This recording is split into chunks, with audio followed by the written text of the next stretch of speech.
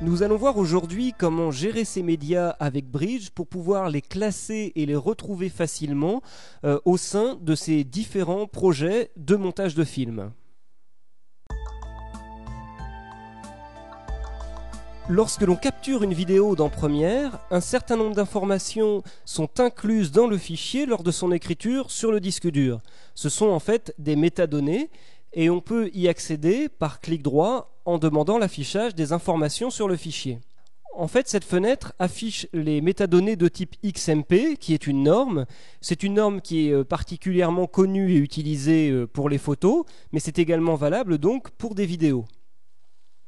Ici, parmi le type d'informations que l'on peut trouver sur ce fichier, il y a les informations techniques propres à l'audio, avec son taux d'échantillonnage et son débit ou sa compression.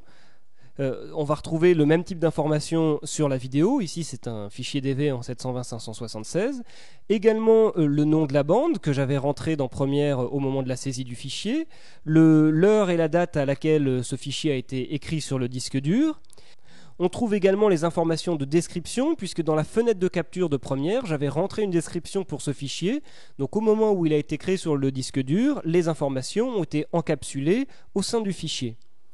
Alors par contre, si pour certains fichiers on n'a pas rentré de description, on sait bien entendu que dans la colonne description de la fenêtre projet, on peut rajouter de nouvelles descriptions.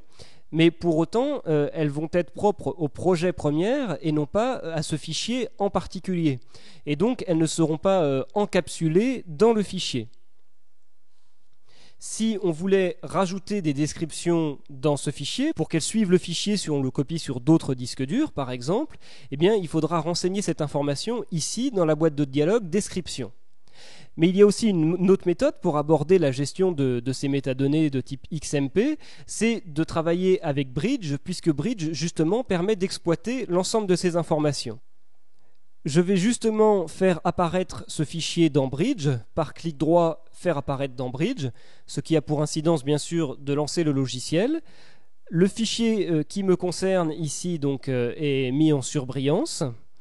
Par contre, le logiciel que j'utilise pour capturer ce tutoriel ne me permet pas de restituer la fenêtre aperçue, qui est un moniteur de lecture. Je vais donc la masquer. Et je vais passer dans un espace de travail des métadonnées. On peut donc constater que dans cet onglet métadonnées, on retrouve l'ensemble des informations que l'on avait tout à l'heure dans notre fenêtre XMP, avec les descriptions, ou alors les informations audio et vidéo. Par ailleurs, si par clic droit, je demande, comme dans Premiere, les informations sur le fichier, je vais retrouver cet affichage des mêmes informations, mais avec donc une variante d'affichage, avec la même présentation que j'avais dans Premiere Pro. Et donc maintenant, là où l'utilisation de ces métadonnées va pouvoir être intéressante à placer sur des fichiers, c'est si l'on désire au fil du temps pouvoir retrouver certains types de fichiers sur la base de critères de recherche que l'on a définis soi-même. Et pour cela, les mots-clés vont être particulièrement intéressants. Je vais réduire ici la taille de mes vignettes et je vais masquer les palettes favoris et métadonnées pour ne conserver que celles des mots-clés à côté de mes fichiers. Sur cette base, je m'enregistre ce nouvel espace de travail. Donc en ce qui concerne ces fichiers, je vais leur appliquer une thématique, mais pour l'instant, on peut voir que les mots-clés sont regroupés ici donc dans des groupes et qu'il n'y a pas un groupe qui s'appelle thème. Donc je vais cliquer sur le dossier ici pour créer mon propre groupe thème. Au sein de ce groupe thème que je sélectionne en cliquant dessus, je vais donc créer un nouveau mot-clé, sport.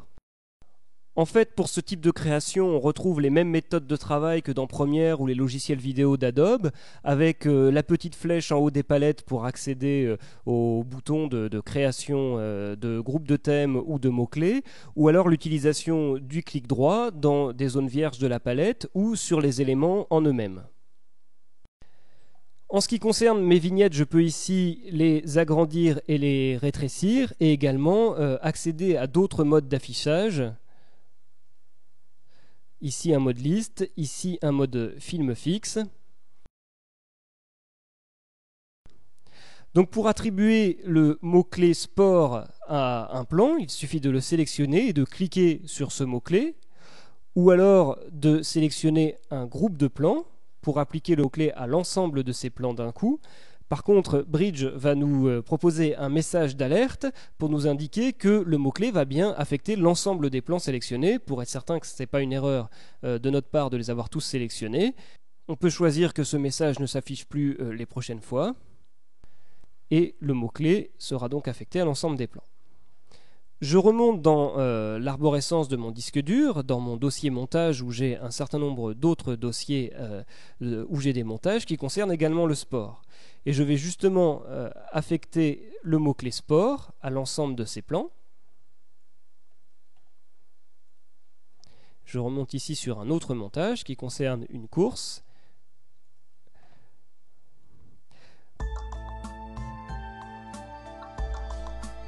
Pour lancer une recherche sur la base de ce mot-clé, je clique droit dessus, je choisis « Rechercher ».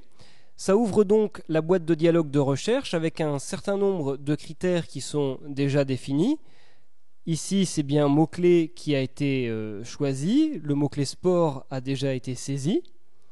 Par contre, la zone de recherche sur le disque dur se limite pour l'instant au dossier que j'étais en train de consulter dans Bridge.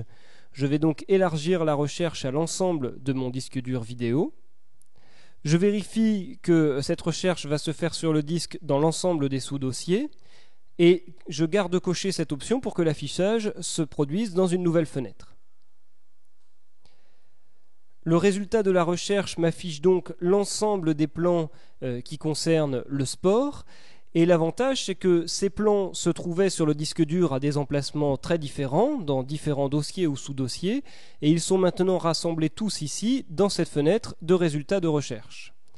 Par contre, il y a également d'autres fichiers qui apparaissent. Ce sont ici des photographies pour lesquelles pourtant je n'ai pas attribué le mot-clé sport. En fait, si je prends l'une de ces photos et que par clic droit, je demande à les faire apparaître dans l'explorateur, ça fait apparaître l'explorateur Windows. On peut voir ici qu'il s'agit d'images libres de droit issues de différentes collections qui se trouvent bien sur mon disque D. Il se trouve que les éditeurs de ces images libres de droit les fournissent déjà avec des données XMP afin de permettre ce type de recherche sans que l'on fasse de travail préalable. Donc ici, le mot sport était déjà inclus dans un certain nombre de mots-clés contenus dans ces photos. Et Bridge m'affiche ici dans la partie autres mots-clés l'ensemble des mots-clés qu'il découvre au fur et à mesure que je clique sur ces nouvelles photos que je consulte pour la première fois. Je pourrais donc par la suite me resservir ici de certains de ces mots-clés pour mes critères de recherche par mots-clés. Je peux demander l'affichage dans Bridge du dossier qui contient une partie de ces photos, et particulièrement celle-ci.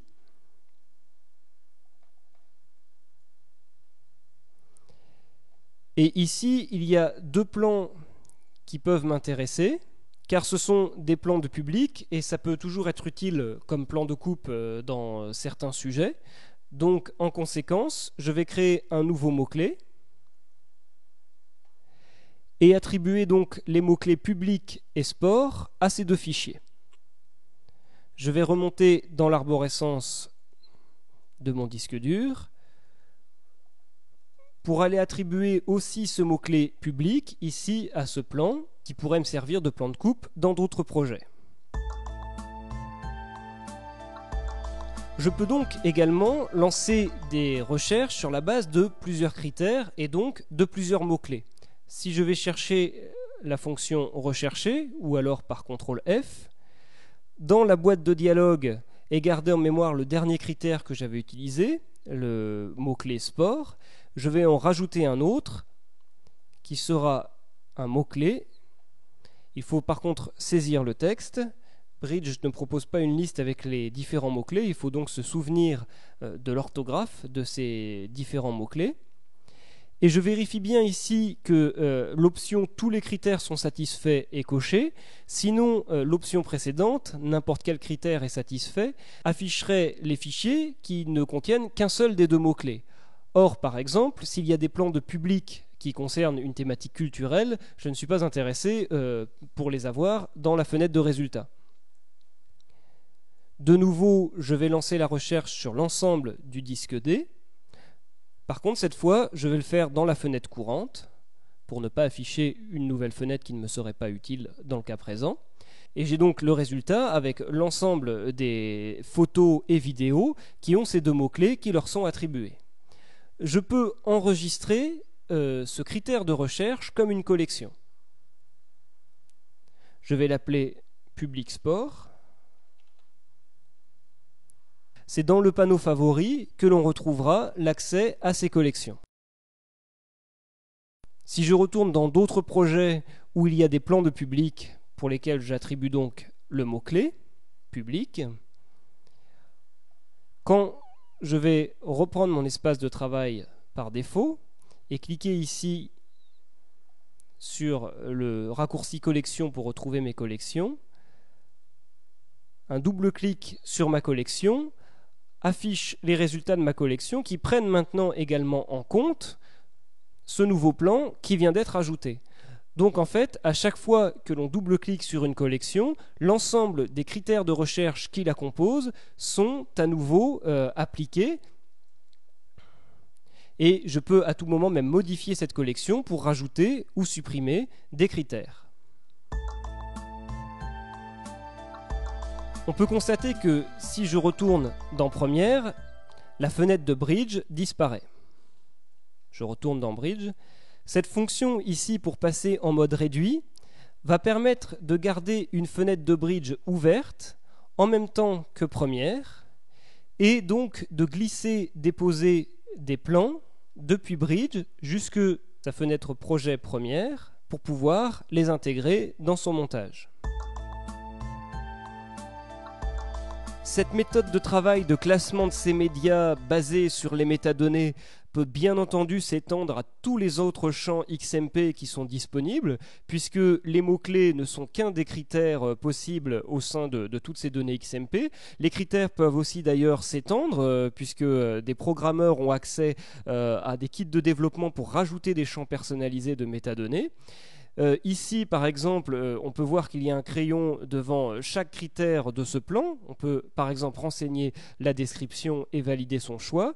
Et donc, ensuite, dans les critères de recherche, un certain nombre de champs de métadonnées courants sont donc proposés directement, ou alors on pourra étendre la recherche à l'ensemble des métadonnées en indiquant donc les données qui sont censées les composer et qui seront les critères de recherche les plus cohérents par rapport à sa propre démarche de tri et de travail.